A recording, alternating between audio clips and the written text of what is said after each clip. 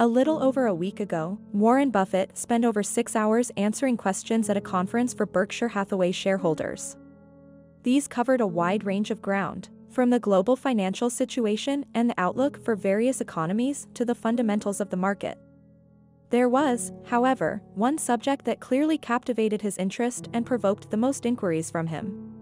Welcome to Financial Fortune, the channel where we decode the latest financial news and provide insights that shape your financial decisions.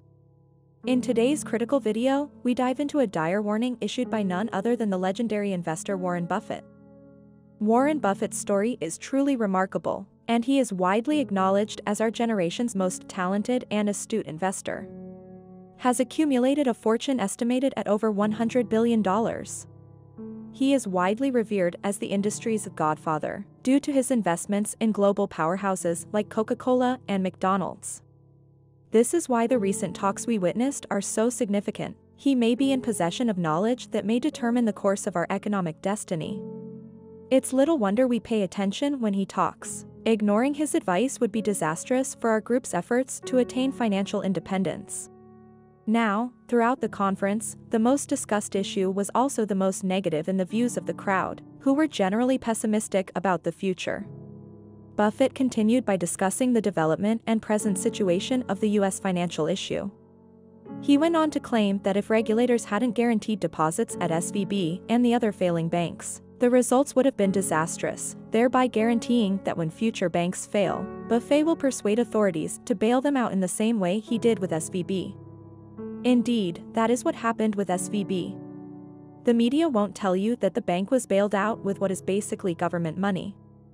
Instead, as long as the money keeps coming in, they will repeatedly attempt to lie to your face.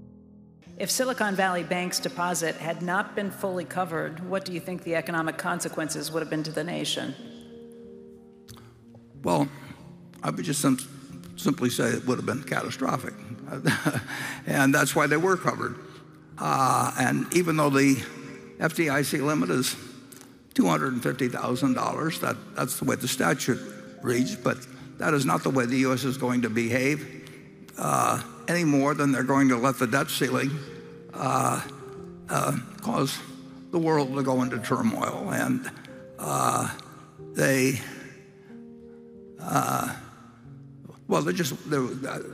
can't imagine anybody in the administration, in the Congress, in the Federal Reserve, whatever it may have been, FDIC, I can't imagine anybody saying, I'd like to be the one on television tomorrow and explain to the American public why we're keeping only $250,000 insured, and we're going to start a run on every bank in the country and disrupt the world financial system. I think it was inevitable. Even though the Federal Reserve and the U.S. Treasury have taken extraordinary measures to safeguard the financial system, the public's apprehension has not abated, and with good cause. With the end of May quickly approaching, it remains unclear how the crisis of the current state of banks currently stands. Buffett further opined that there is certainly someone to blame for this lack of assurance and fear in people. The incentives in bank regulation are so messed up, and so many people have an interest in having them messed up, that it's totally crazy. I mean, the way it hasn't been addressed properly is a problem, and who knows where it leads. But you'll have to have a punishment for the people that do the wrong thing. Hold the CEO accountable. The CEO gets the bank in trouble. Both the CEO and the directors should suffer. The stockholders of the future shouldn't suffer. They didn't do anything.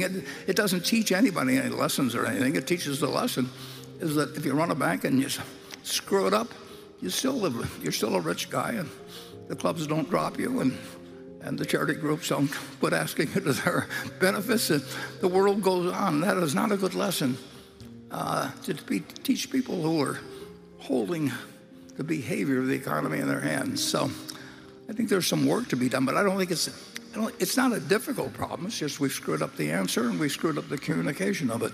I think a banker should be more like an engineer. He's more like into avoiding trouble than he is getting rich. Yeah, and they could do fine. They can do fine that way.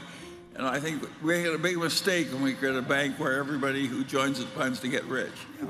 It's a contradiction in values. Although this was more gasoline to the fire, Buffett made it clear that it wasn't the original spark that set off the whole situation. Most tales of woe in the banking industry begin with upper management taking unnecessary chances. In the case of SVB, for instance, the whole problem was caused by careless management.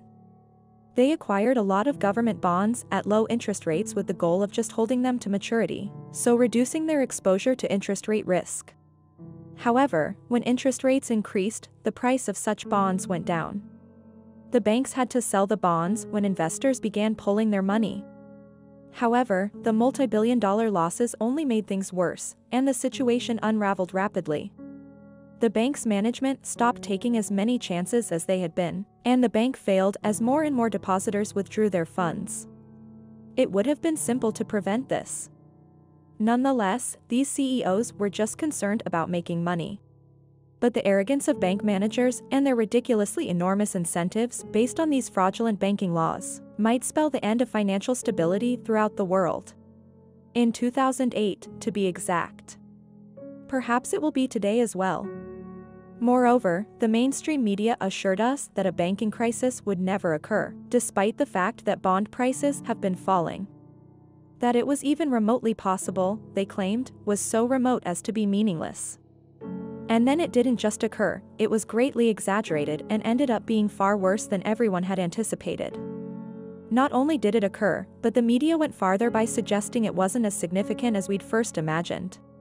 In addition to that, now that the financial sector instability has worsened further, showing the mainstream media incorrect once again, it is easy to see why many people believe that the media consistently gets it wrong. When the typical person's financial problems hinge on an estate, it's quite difficult to have faith in such an organization. Moreover, we cannot assume that the media will provide us with objective, honest coverage of these concerns. We shouldn't be shocked by this because they frequently embarrass themselves by giving us misleading information about the global economy. Everything that comes out of their mouths is worthless because they have been bought and paid for. Those who dare to voice the truth face continual harassment and threats, driving them underground so they can avoid being censored. And that concludes our in-depth analysis of Warren Buffett's warning about a potential financial collapse reminiscent of the 2008 crisis. We hope this video has provided you with valuable insights and actionable information to navigate uncertain economic times. Remember to like, subscribe, and hit the notification bell to stay updated with our latest videos. At Financial Fortune, we are dedicated to empowering you with knowledge to make informed financial decisions. Thank you for joining us today. Until next time, may your financial future be resilient and prosperous. This is Financial Fortune, signing off.